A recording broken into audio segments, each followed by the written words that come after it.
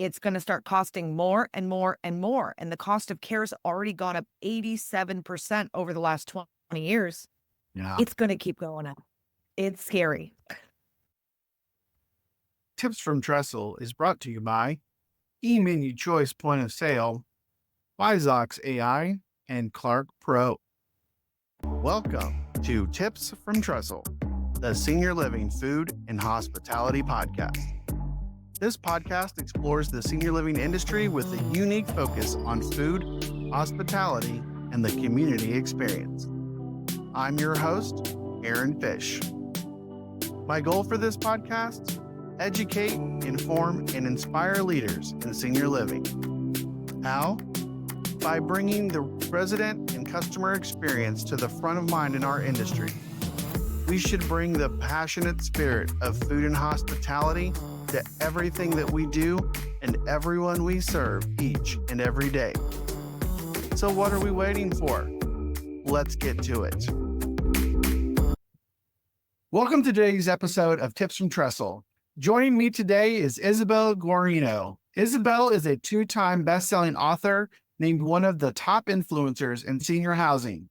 She's been featured on Bigger Pockets, The Wealthy Way podcast, and Sales Disruptors. She's the COO of Residential Assisted Living Academy, sharing the message of doing good and doing well with hundreds of thousands of entrepreneurs and investors across the country. Twice, she's been named the future leader of assisted living. She is the nation's top coach and trainer for all things residential assisted living. Isabelle, thanks for joining me today on Tips from Trestle. Thanks for having me. I'm so excited to be here. Yes, I am glad that we connected. I, here in the last year, 18 months or so, have really started to learn more about residential assisted living and how it's different and how it's the same, and just starting to really understand it.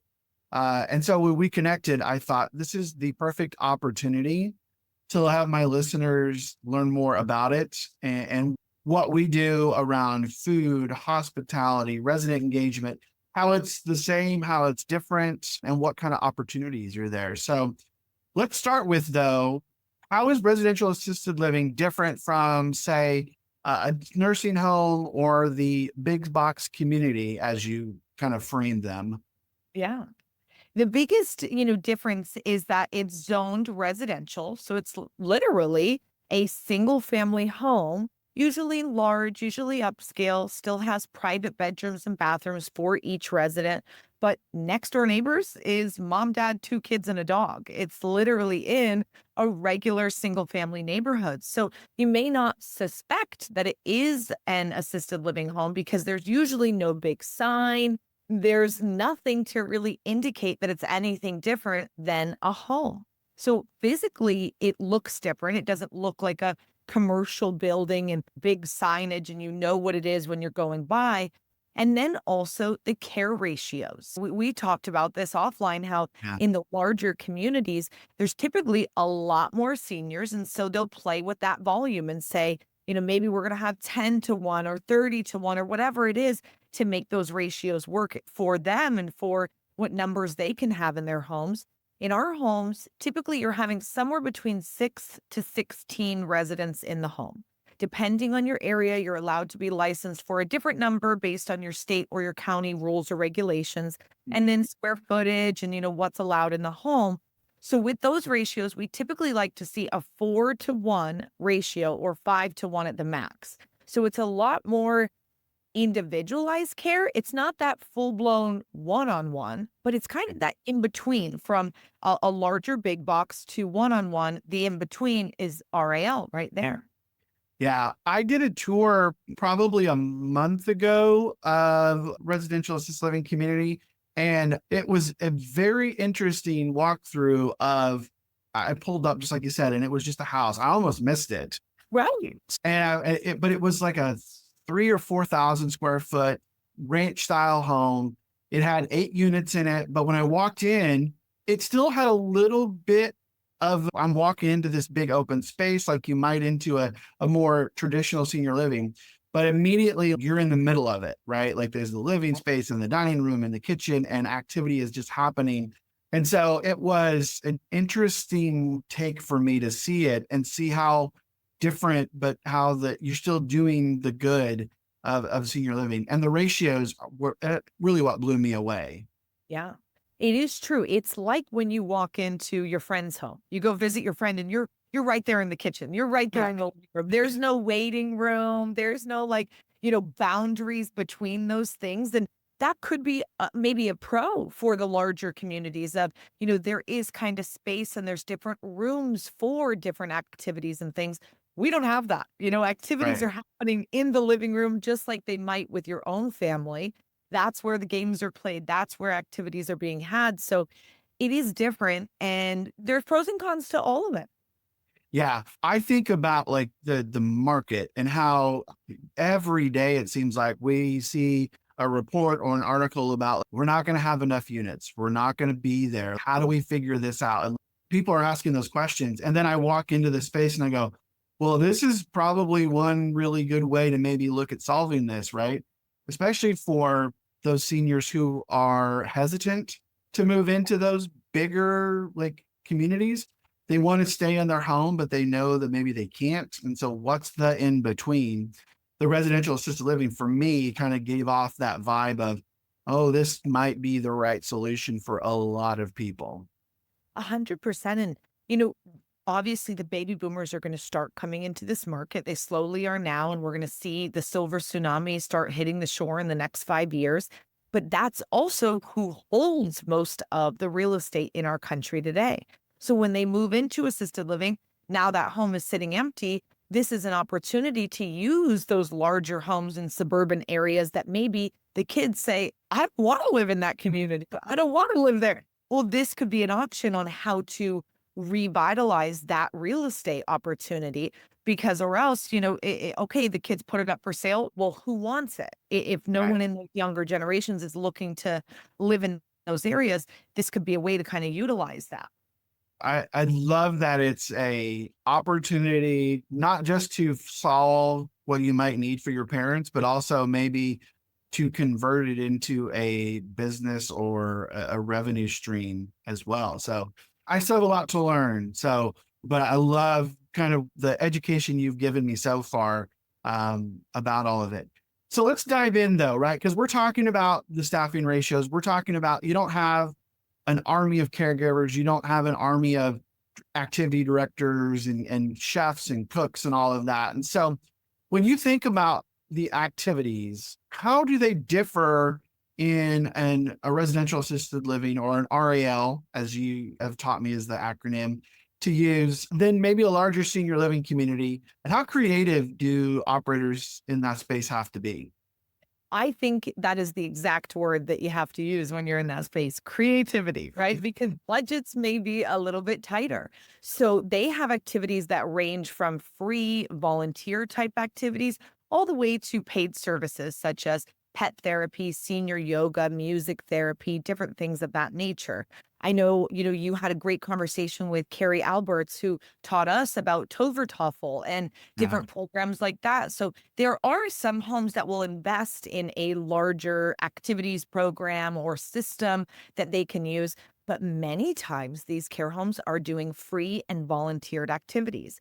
And what I mean by that is, the local sorority or local private school where they have to have X amount of community service hours to stay a valid member, of their society, whatever it is, they need somewhere to go serve. And many times, if you can approach them and say, hey, come on over to our care home, we'll sign off on your hours. The kids will come over. We've had free Christmas choir concerts. We've had cheerleaders doing their state championship in the backyard, getting their performance. We've had, sorority girls painting nails and doing puzzles and just like hanging out with the seniors. And it's someone coming over other than a caregiver who's there to care for them. It's someone who has just an intention just to sit and be and converse and get to know them and love on them. Caregivers will often do other free activities like karaoke within the home, or Mhm. they get creative with movie night and, try to keep it fun, but less expensive. And so it really goes the gambit where you have I'm going to call them the more low end options, the free options or Yeah. volunteer options, all the way up to the expensive softwares. And you kind of do everything in between. But as we both know, activities are everything in these homes because what else are we doing? Yeah. You do not want them sitting around watching TV all day. Like that is no, no, no, no, no. So you have to figure something you can do. And there are options, but you got to kind of piece it all together to make it make sense for your budget. No, absolutely. And there was something you said in there that kind of made me think about like an opportunity with staffing, right? Because in a larger big box community, your caregivers with the ratios, maybe it's 1 to 8, 1 to 10, 1 to 12, whatever it might be, they are so busy doing the care and providing those ADL services that they don't have the opportunity to Right. be engage the residents this way. Whereas it sounds like there is that opportunity when you're looking at a 1 to 4 or 1 to 5 ratio. The caregivers have more time in the day to do more than just helping with getting dressed or helping with eating or those kinds of things. Yeah, the caregiver's role in a big box versus an RAL is actually very different. Technology continues to drive changes in senior care, and that includes food service. eMenu Choice is an award-winning point-of-service application for managing the dining function in senior living communities. This mobile, touchscreen-enabled software enhances the dining experience for residents while streamlining processes for staff. The flexibility and functionality of eMenu Choice makes it an effective solution for any type of senior living environment, from independent and assisted living to skilled nursing facilities.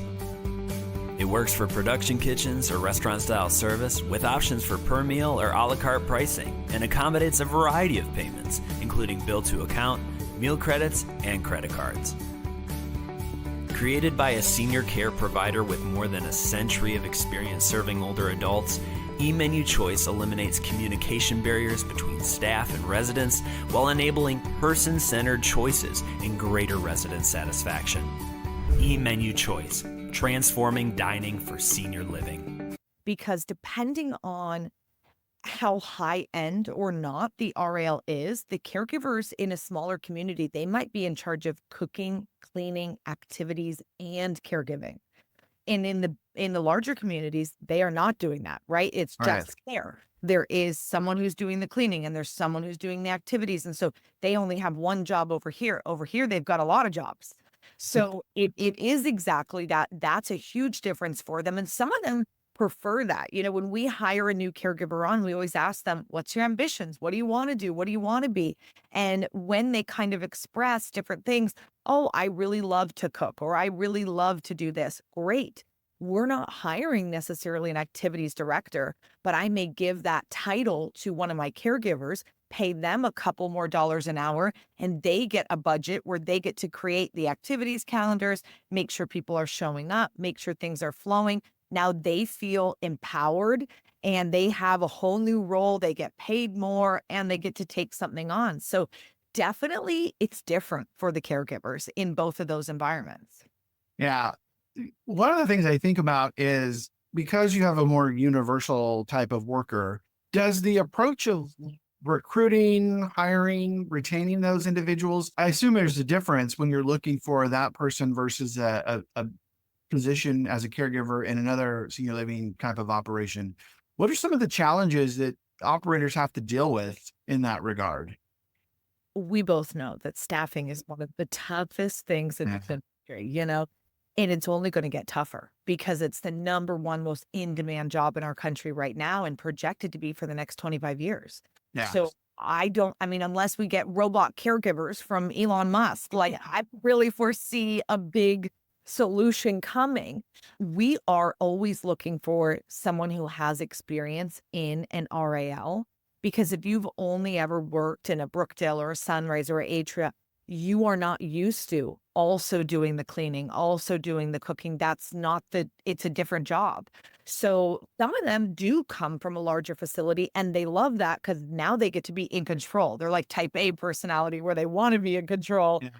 everything, and it's like their home and their baby. But others are like, what? That's not my job duties. Like that, I'm Right. not doing that. So when they have had experience in those smaller homes, it is helpful because they know what we're asking of them instead of something that's maybe outside of their wheelhouse. Yeah.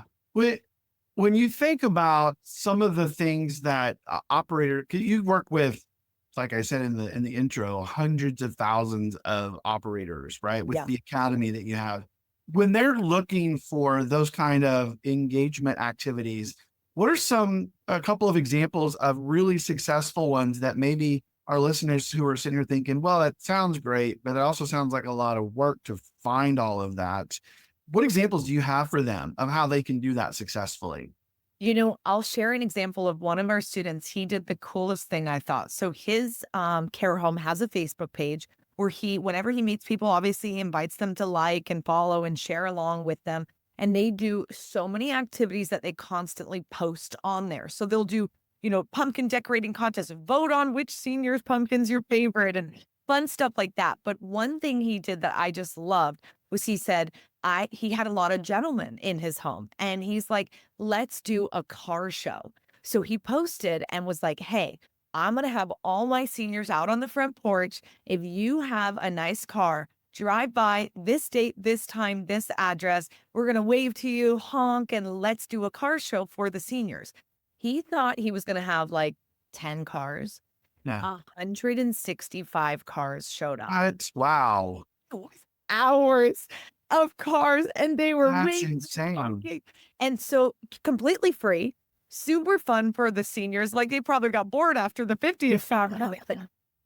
But people were bringing out their cars and they had so much fun with it. And it was just a moment where the community came together for these seniors and this care home. So I really love when our students get creative with it, when they think of things that, okay, you want this? Let's figure out how to make it happen. We've seen petting zoos. Animals are so precious and so much a part of so many of our lives. And then you get into senior housing and many times there's no animals there.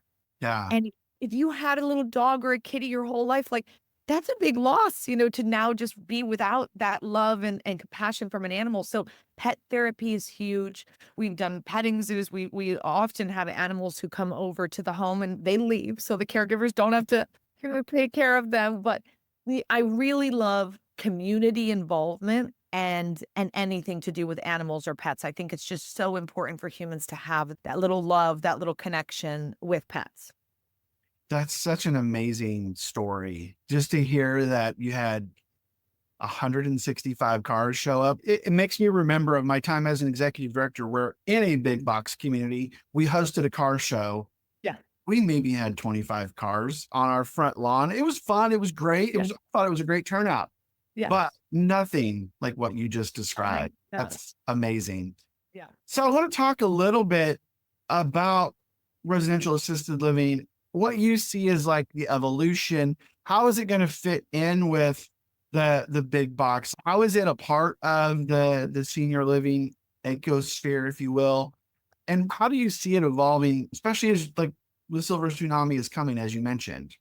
I do see people looking for other options, whether it is in-home care.